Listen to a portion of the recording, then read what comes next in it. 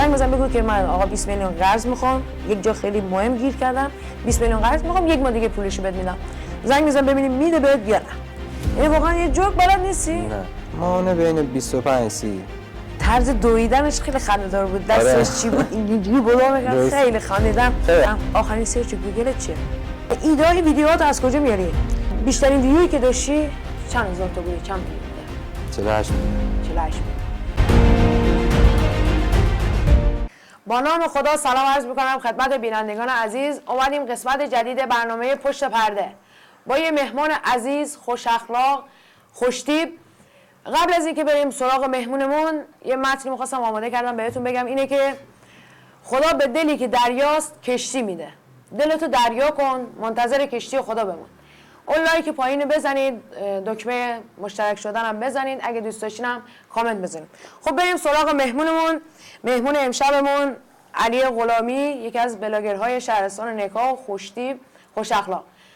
اگه حرفی هم دارین سلام عرض کنین خدمت بینندگان. بفرمایید. سلام عرض میکنم به دوستان و بینندگان عزیز و دوستان پشت صحنه. خودتو معرفی کردی؟ بله. خب اولین سوالی که برای بینندگان ما پیش میاد اینه که عاشق شدی یا نه؟ بله. عاشق شدی. متولد چه ماهی، چه سالی؟ من چند سالی؟ من 25 سالمه. 2/7/1379. 79. اصلا به بینندگان ما بگی که چرا اصلا بلاگر شدی؟ چرا اومدی سمت این حرفه؟ من از بچگی خب پیش پدرم بودم، کار کردم. پدرم مخالف تو این کاراست. خود که در جریان. بله، بازیگرن؟ بله، هم نویسنده و کارگردانه که الان که بازنشسته شده. پیشش کار میکردم، خب علاقه زیادی داشتم دیگه. همینجوری اومدم تو این راستای کار دیگه، کم کم شروع کردم تا رسیدیم به اینجا. یعنی علاقه از بچگی بوده که اومدی بله. سمت این کار. بله. واسه بینندگان ما بگین که چند تا فالوور دارین اصلا؟ من 77 فکر کنم. 77 کا؟ بله. حاضری بابت 77,000 تا 77,000 دلار این پیجتو بفروشی؟ نه. چرا؟ زحمت کشیدم براش. 77,000 دلار الان خیلی با این وضعیت اقتصادی میتونی دوباره پیج بزنی، دوباره تجهیزات خیلی بهتری. نه دیگه، من به همین پیجم نیاز دارم. به این پیج یعنی حاضر نیستی با مثلا 80,000 دلار پیجتو بفروشی؟ نه. خب واسه بینندگان ما قبل از اینکه برنامه مثلا مهمون دعوت کنیم، از بینندگانمون میپرسیم که چه سوالی دوست دارید از مهمانمون بپرسیم. اونا یه سوالاتی میپرسن و ما سوالات مردم رو از شما میپرسیم. تا الان کسی به شما اصلا لقبی داده داخل این اینستاگرام؟ نه. یعنی واسه خودت اصلا پیش خودت فکر نکردی واسه خودم یه لقبی بذارم؟ از یا اصلا لقب میذارم پیش خودت؟ آره نه فکر نکردم. اصلا؟ نه. خب بیشترین ویویی که داشتی چند هزار تا بوده؟ چند میلیون بوده؟ 48 میلیون. 48 میلیون. اصلا چی شد که اون ویدیو رو ساختی؟ 48 میلیون یعنی نصف جمعیت ایران. چی شد که اون ویدیو رو ساختی؟ ما با دوستان نشسته بودیم، طبق معمول هم داشتیم کلیپ میگرفتیم. بعد یه ویدیو همجوری ضبط کردیم طبق ویدیو قبلیمون. دیگه شانس رو کرد دیگه روی این کلیپ. بعد چجوری شد؟ یک شبه میلیونی شد یا به مرور زمان؟ نه دیگه دقیقاً یه شبه به 1 میلیون رسید که دیگه اومد بالا. اون لحظه چه حسی داشتی وقتی پیج مثلا پست خیلی ویو خورده میلیونی؟ من واقعا این چیزیشو بگم، پیجم واقعا اون شب که من این پست رو داشته بودم پیجم پرید. 2 روز من فقط روی این پیج بودم که مثلا با گوشی رفیقام و دوستام میرفتم نگاه کنم چقدر ویو خورده این داستان. اصلا تو پیجم نمیتونستم برم، هی میومد آقا یه اروری میومد. تا که تونستم درستش کنم که دیگه اون موقع که درست کرده بودم نزدیک 20 میلیون ویو گرفته بود دیگه اومد همینجوری بالا. من دیدم داخل پیجتون دوباره گذاشتی بودین. آره. چرا دوباره گذاشتین؟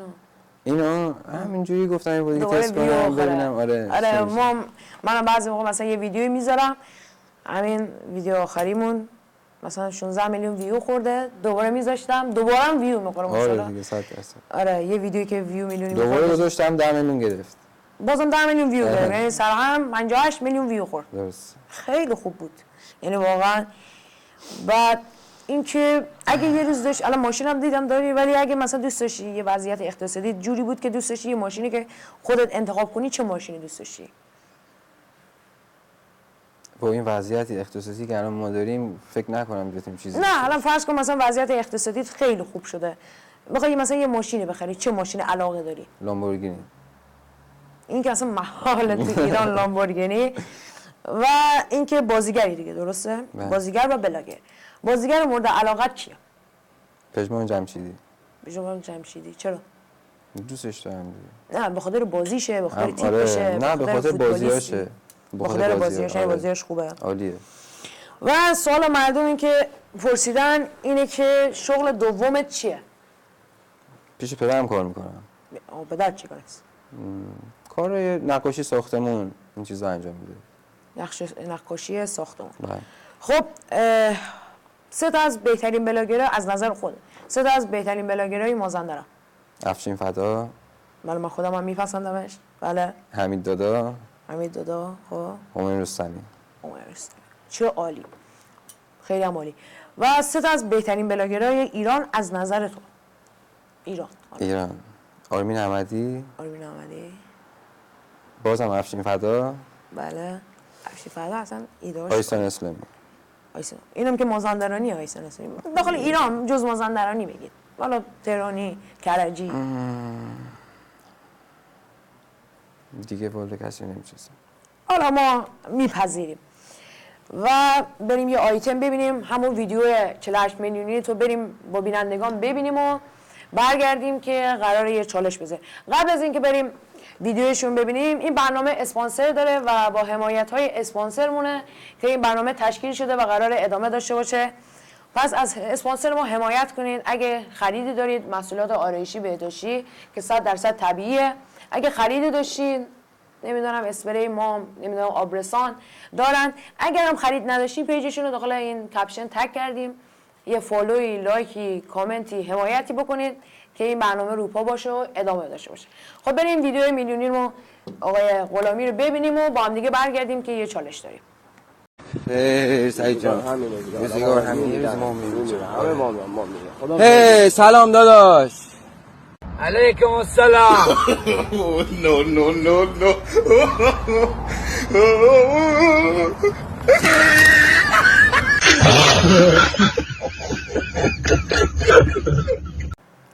خب ما دوباره اومدیم. همونطور که دیدید یکی از ویدیوی آقا علی آقا رو دیدیم که بیشترین ویو رو بهشون داره.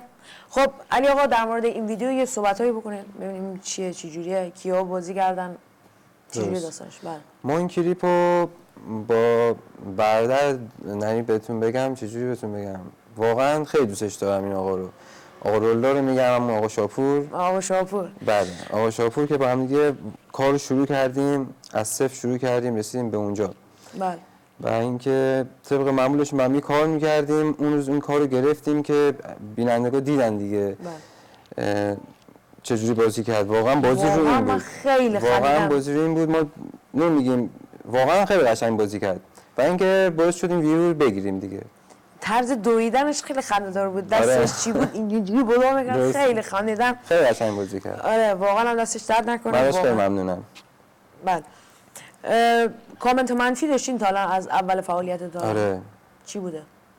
چیزایی مثلا کلیپ گرفتیم واسه شهرمون، چیزایی مثلا شهرهای دیگه اومدن چیزای دیگه گفتن. خب این هست دیگه. الان هر کسی بخواد تعصب شهرشو بکشه، یه عده شهرهای دیگه میان نمیدونم عادت کردن. بعضی میان تعصب شهرشون میکشن، ولی بعضی میان به یه شهری مثلا توهین میکنن. اون کی خب بحثش جداست، ولی کسی که داره تعصب شهرش میکشه نباید مثلا چی کرد.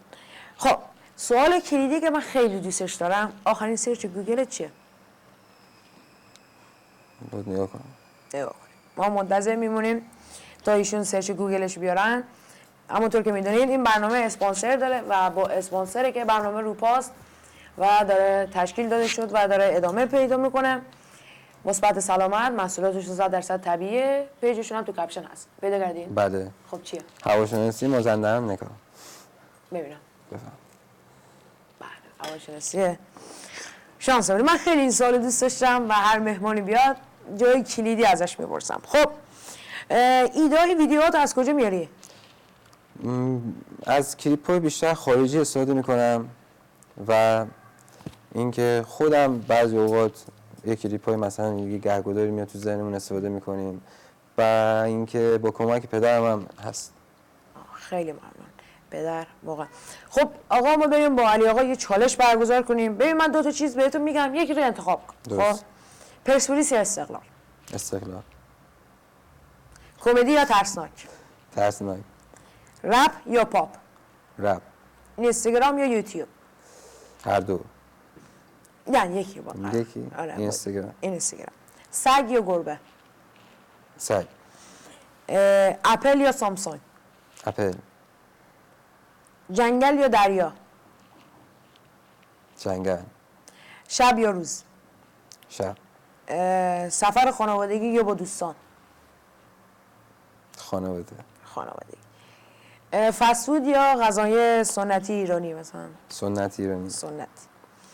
استایل کلاسیک یا اسپورت؟ کلاسیک. کلاسیک. بعد خب دیگه سوال همین بوده. بعد من در مورد سگ یا گربه، حیوان خونگی داری اصلا؟ آره. چیه؟ یه سگ پاکوتایی دارم. من گربه دارم. خوبه؟ بهش میرسی؟ آره خوبه دیگه. من 2-3 سالی دارمش. 2-3 ساله داریش. خب تلخ‌ترین اتفاق زندگی چیه؟ تلخ‌ترین پیر شدن پدر مادرم. واسه همه همینه. واقعا قشنگ گفتی. حالا شیرین ترین اتفاق؟ شیرین ترین اتفاق این که همین اینستو داره بهم کمک میکنه که دارم میام بالا. شیرینه برام. دارم زحمت میکشم براش. چند ساله. یک خاطر خنده‌دار یا از اینستاگرام یا از ضبط یا هر چیزی، خاطر خنده‌دار از خودت بگو. بچه سوال کردن دیگه بود بپرسیم دیگه. این دوربین واسه مردمه، هر چی بپرسم بگو بپرسیم. بله. خاطره طنز. بله. حالا یه خاطر خنده‌دار، حالا سر ضبط یه اتفاق افتاده یا داخل یه ویدیویی اتفاق افتاده یا داخل بین دوستات یه اتفاق افتاده که قابل پخش باشه. برو سوال بعدی. سوال بعدی که آخر سر نمیزم در میاد. خب شما الان از این برنامه تموم شد، قراره مثلا یه مهمان دیگه بیاد. دوست داری مهمان برنامه بعدی کی باشه؟ یه جوری باشه که ما بتونیم دعوت کنیم. دوست داری کی باشه؟ مبین زبی نژاد. مبین زبی نژاد. آقا مبین، علی آقای غلامی از شما درخواست کردن که به این برنامه بیاین و مهمان ما باشید یه شب و به سوالات مردم پاسخ بدید.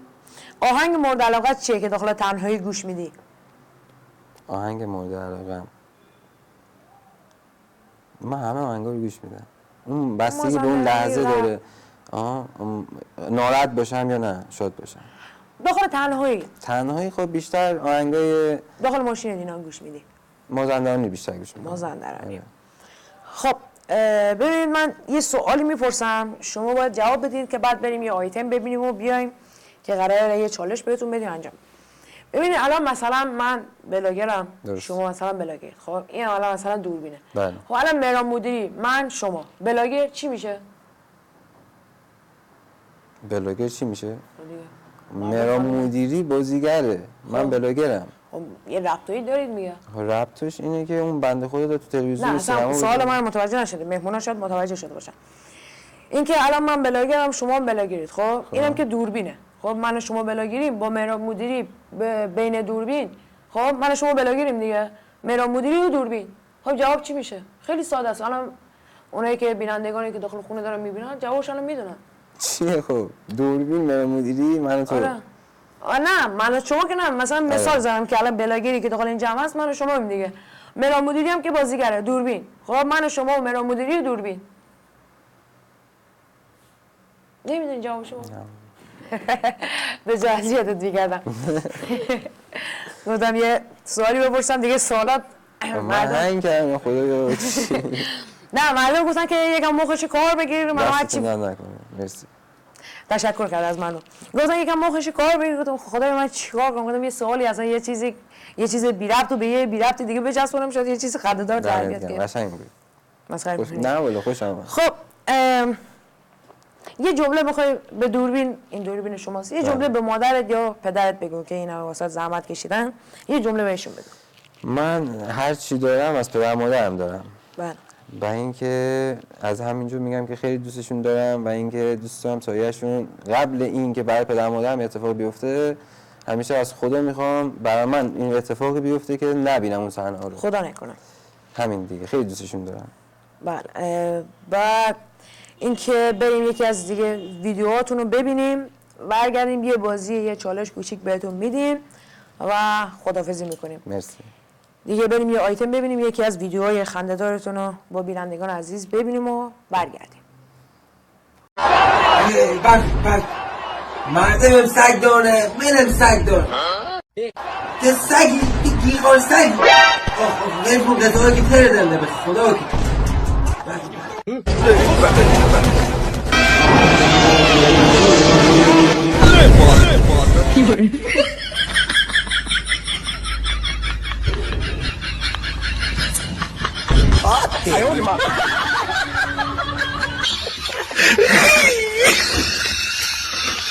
خب ما دوباره اومدیم یکی از ویدیوهای علی آقا رو دیدیم و قبل از اینکه یه چالش باحال بهشون بدیم میخواستم دوباره اسپانسرمون رو معرفی کنم که واقعا دارن زحمت میکشن و با لطف اسپانسری که این برنامه روپاست و داره ادامه میده و اینکه پیجشون هم تو میدونید، همینجوری میدونید که پیجشون رو تو کپشن تگ کردیم. اگه خریدی داشتین برید حتما خرید کنید، اگه هم دوست نداشتین خرید کنید با لایک و کامنت و فالو حتما حمایتشون کنین که انشالله برنامه بعدی بتونن پشتیبان ما باشد. خب میخوام بهتون یه چالش بدم. زنگ بزنید به یک نفر، حالا هر کی، خب بهش بگید که یه عددی بگم که سخت باشه، 20 میلیون یک ماه دیگه بهت میدم. زنگ بزن بگو که من آقا 20 میلیون قرض میخوام، یک جا خیلی مهم گیر کردم، 20 میلیون قرض میخوام، یک ماه دیگه پولشو بهت میدم. زنگ بزن ببینیم میده بهت یا نه. داداش ساعت 12 شب من به کی زنگ بزنم؟ هستن خیلی الان مردم بیدارن، دارن برنامه رو میبینن. باشه. آره بگو 20 میلیون پول میخوام، قرض یک ماهه و خدایا خودت کمک. ببینیم رفیقات. بذاری رو بلنگوت جلو. الو. دوباره تماس بگیریم. پیج تا ایشون تماسشون بگیرن، پیجی که تو کپشن تگ کردیم که اسپانسر این برنامه هستن، بعد از این برنامه برید سریع به پیجشون داخل این اینستاگرام بزنید. خیلی ممنون. الو. سلام جانم. سلام داداش، خوبی؟ قربونت فرات بشم. ببخشید بعد موقع مزاحم شدم. بفرما جان. قربونت داداش. راستش میخواستم بگم که یه 20 تومن پول میخواستم، یه ماه بهم فرصت بدی به در میگردم. میتونی بهم بدی؟ 20 تومن؟ آره. با این اتفاق پیش اومده 20 تومن نیاز دارم دیگه. شرمنده بعد موقع هم مزاحم شدم. واسه کی نیاز داری امشب؟ آره همین الان. میتونی من کارت به کارت کنی 20 تومن؟ یه چند دقیقه باید صبر کنی، اشکال نداره. فرات بشم. این کارو انجام میدی؟ آره فقط یه رو 20 دقیقه زمان میبره. دمت گرم. مرسی داداش. فدات بشم عشق من. خدا. نه واقعا عالیه.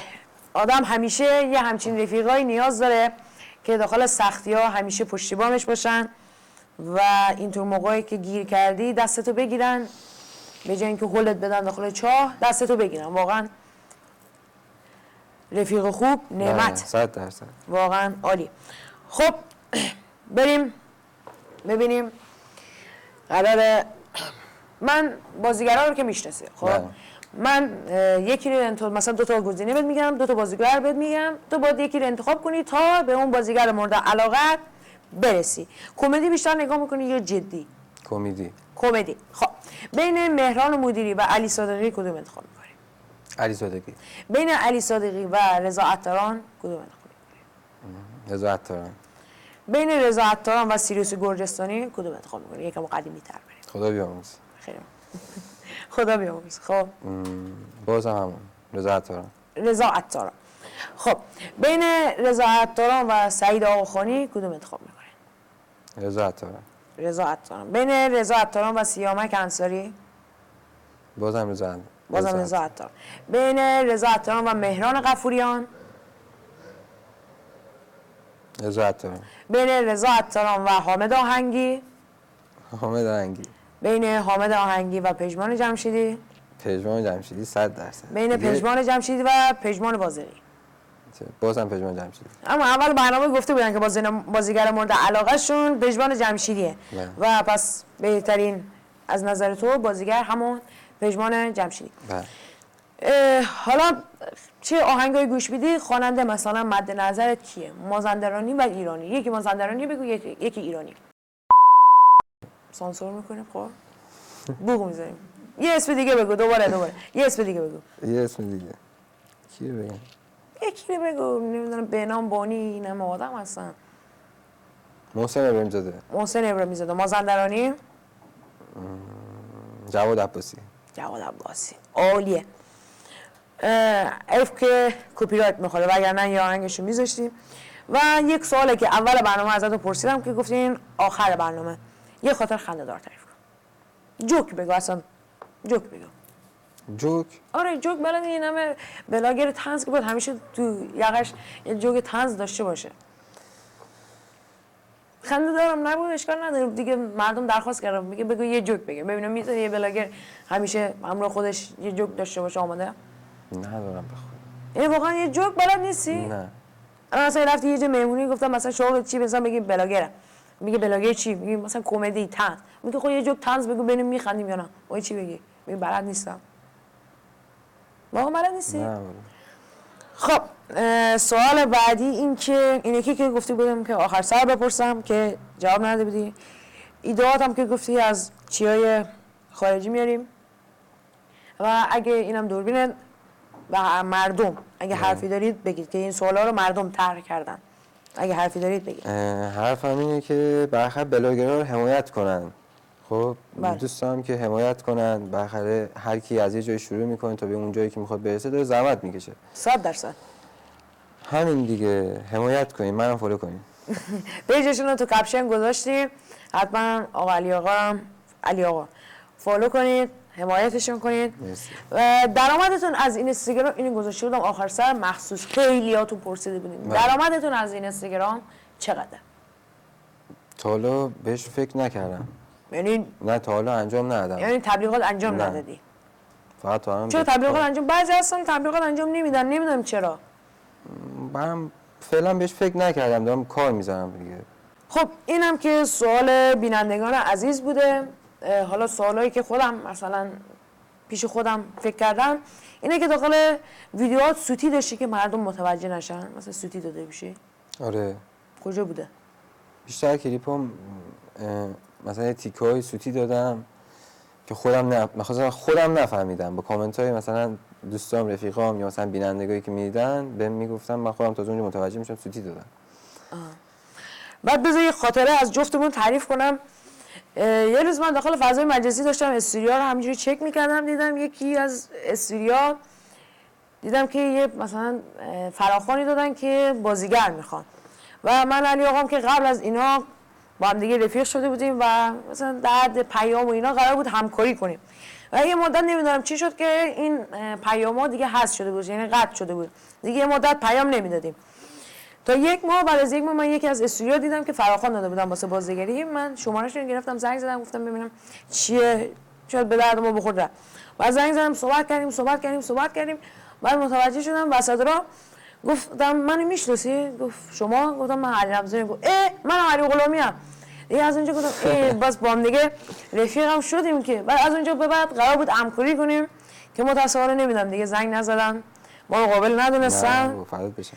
نه عزیزی که ما منتظر موندیم دیدیم زنگ نزدن ما دیگه خودمون زنگ زدیم گفتیم آقا بیا ما برنامه داریم بیا به عنوان مهمان ویژه‌مون بیا داخل این برنامه به سوالات بینندگان جواب بده و اینکه بریم سراغ اسپانسرمون ببینیم اسپانسرمون چه محصولاتی رو میز ما چیدن. بله.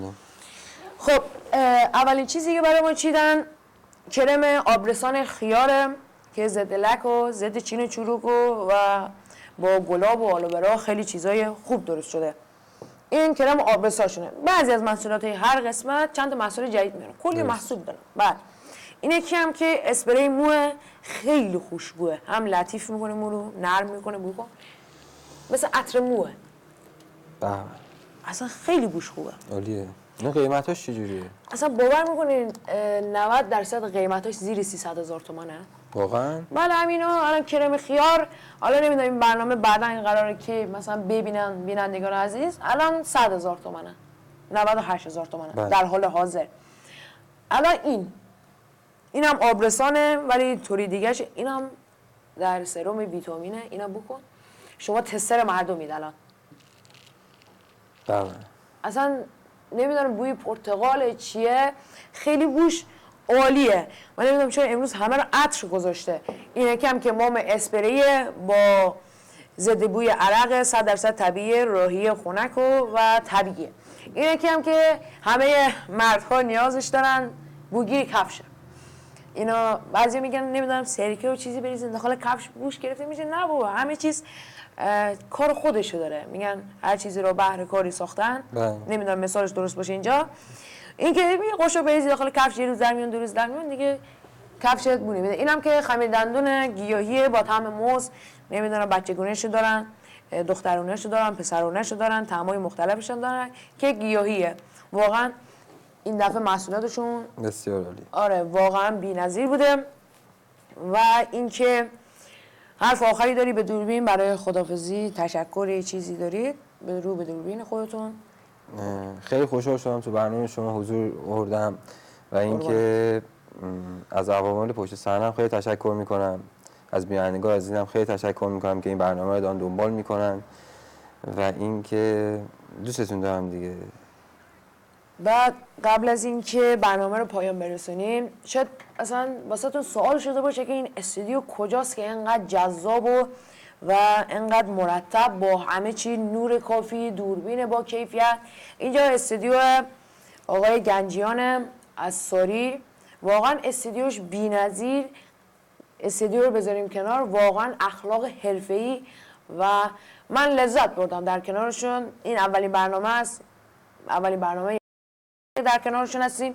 واقعا لذت بردم از اخلاقشون و اینکه واقعا هم کیفیت رو میبینید دیگه. استودیوش واقعا بی‌نظیره، نوردهیاش هم و کیفیت صدا هم دارین مشاهده میکنین. تشکر میکنم ازتون که تا آخر ویدیو همراه ما بودید و انشالله در قسمت های بعدی ما رو دنبال کنید و دکمه لایک هم بزنید، دکمه دنبال شونده هم بزنید. اگه کامنتی هم دارید، انتقادی، پیشنهادی، من تمام تک تک کامنت ها رو میخونم و جوابتون هم میدم. و اینکه خیلی ممنون که مشاهده کردید. انشالله در قسمت های بعدی هم همراه ما باشید.